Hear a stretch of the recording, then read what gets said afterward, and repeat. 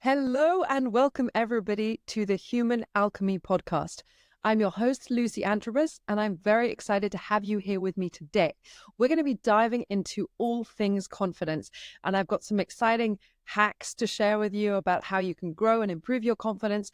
Also, we'll talk a little bit about the science behind it and really why is it relevant? Why is it important both today and in our futures? But first, before we do all that groovy stuff, I'm actually going to do a little bit of scene setting and go a little bit of deep and anchor us on the same page about what are we really talking about when we say, or when I say, confidence. So here goes. So first of all, I see confidence as a practiced manifestation of self-belief. What is empowering about that is you can practice confidence to grow it. Much like if you go to the gym to increase your fitness or practice doing weights, you can grow your strength. And that's empowering because it puts you at the driving seat of your own confidence journey. And I feel there's often a misconception around confidence in that it's something inherent that either you inherently have or you don't have. But I'm here to break that misconception. So any of you out there who are feeling a bit low or doubting yourselves or a little bit shy, know that there are definitely ways that you can grow and build this. So in reflecting on this and connecting this to your own personal confidence journey, what's an area of your life where you've demonstrated the capability to progress at something through practice? Write it down. What did you do? And what were the ingredients to your success? Okay, everybody. So if confidence is a practice manifestation of self-belief, what does that look like? Let's paint a picture of what confidence can look like to you. So in talking about how it manifests, I see confidence as daring to show up in your true colors, daring to work on things you care about, to fight for people and relationships you care about, to stand up for your values and do the things you've dreamt of doing without your limiting beliefs holding you back. That means when I talk about confidence, I'm referring to confidence that feels authentic to you, rather than an imagined idea of what confidence should look like according to other people's expectations. What are the things that you stand for, that you are looking to break through, and that you dream of? And it's much easier to be confident in what you are if you are connected to that, if you are connected to the essence of what you are about. So if you are clear in who you are, what you stand for, and what you have to offer, what you have to bring to the table, it is much easier to stand in a space in a way that exudes confidence and to take up space physically. This is the physical manifestation of the belief that you have value, that you matter, and that you have something to say. Therefore, confidence growth is the work of both practicing your external behaviors to manifest and match how you want to be and how you want to be perceived. But to really make breakthroughs, confidence growth requires going deep and examining the inner narratives that enable you and that are holding you back. Have you heard the story about Joseph and his technicolour dreamcoat? I'd sing it if I could. So imagine that coat as a metaphor for the tapestry of your own confidence. I want you to build your own tapestry. What would it look like? What colors would be there? And imagine that tapestry as that coat, as something you take with you on your journey through as you collect experiences and learnings in your ever-evolving being. So take a moment to reflect on what that looks like. What textures and colors are there? What does it mean to you? Where has it already come from and where is it going? And what will inspire you on your journey? So I want to talk about why confidence is profound. And I find confidence profound because it affects not only our present moment, but the entire trajectory of our lives. Let me paint you a picture. So if you're feeling amazing, imagine that child, you've done something brilliant, you've won something, you've nailed something, you're feeling fantastic. in those moments, your appetite for risk expands. Your sense of self-belief expands. Your way of being expands, and you start to attract opportunities. Or they flow more easily to you and they feel less forced. And you might dare to try something that ordinarily you wouldn't. And how this can physically manifest is you can physically take up more space in your voice, in your body, in your emotions, and what you project out into the world. And that can lead to some beautiful opportunities and beautiful results and successes. It can lead to a new job, a new opportunity, a new relationship, a new mentor, or just a beautiful conversation that you wouldn't otherwise have had. And that can have a pretty profound impact on your day, but it also can have a profound impact on the trajectory of your career, of your life. So if you imagine doing this and feeling great, the consequence of that in a one-off, it can have a nice impact on your life. But imagine now multiplying that magnitude across your entire life. Confidence can have a pretty large accumulative effect across your whole life.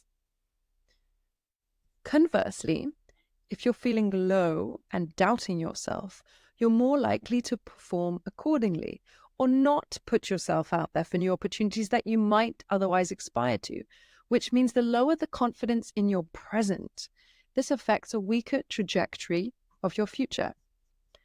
Now, let me paint a little picture of how that might look a little bit artistically, but mathematically. So if we're to imagine a graph with two straight diagonal lines, one line is arcing upwards, as if like a positive trajectory of your life, and one line is arcing downwards with a negative trajectory. These two lines start in the same position, but they make like a V shape as they're extending in two different directions.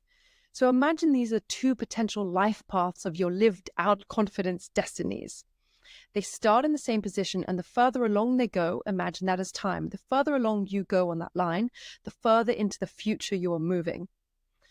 So as these lines begin, if you step a little bit into the future, there's not so much distance between the two lines. So we can imagine that a bit of self-confidence has a little effect, but not too dramatic on the trajectory of your life. But when you extend further into the future, you see just how dramatic the difference in the gap between those two lines are. And you can imagine how much of a difference having a positive confidence and robustness in your confidence and the building blocks behind that can have a really positive accumulative effect on your life. And that's why I think it's particularly profound to think about, to talk about, to practice in the present moment in order to manifest that future you desire.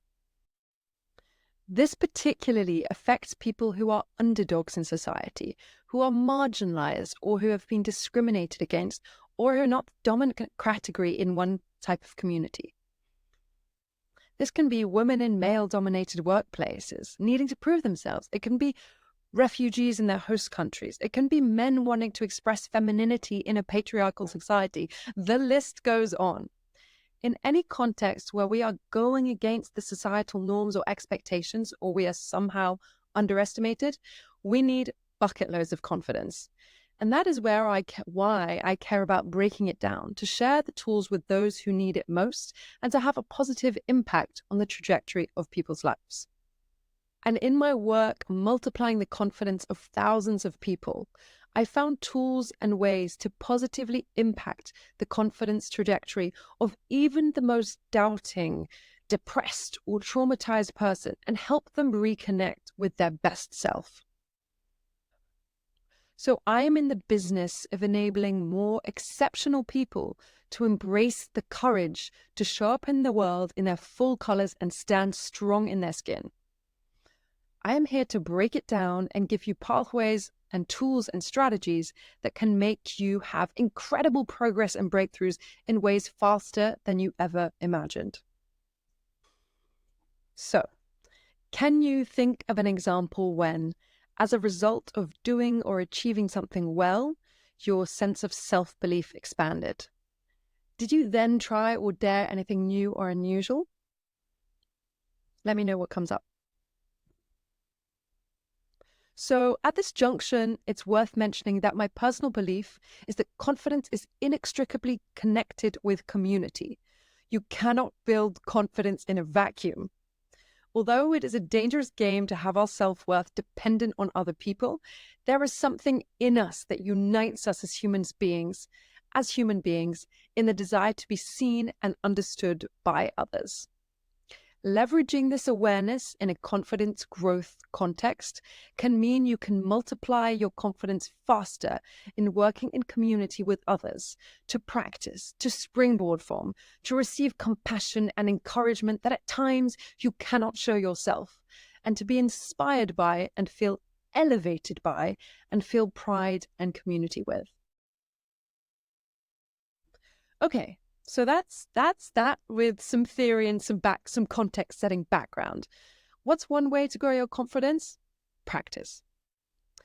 But first, by way of recap, let me refresh with some of these ideas and thoughts for some personal reflection to help you build a rich picture or that rich tapestry of what your personal confidence tapestry can look like, your personal confidence journey can look like moving forward, and give you a compass about where you want to head to.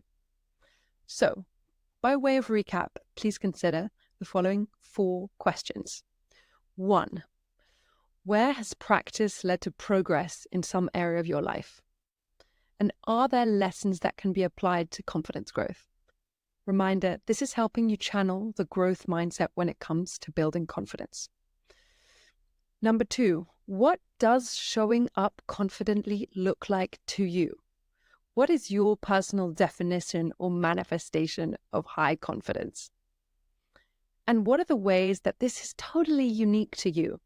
So for this, try to be as specific as possible, such that no one else could be described based on what you're writing. Number 3, what might your metaphorical tapestry or jacket of confidence look like? What colors does it have? Where is it worn, and where is it going?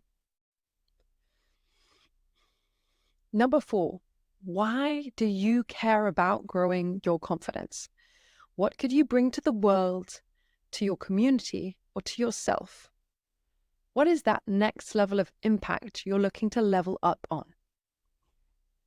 So I'd love to hear from you. Let me know if you enjoyed this episode. Let me know what you're looking to hear from. As a little teaser, we will be having, coming soon, more episode which talks about specific hacks and tools and tricks to grow your confidence and to get out there practicing. If you enjoyed the episode, please subscribe, share this with a friend, share a lesson or an insight with someone that you care dearly about to manifest and multiply the courage contagion or confidence contagion in your community. Thanks so much for tuning in and sending you big smiles and, as they say in Spanish, abrazos to you.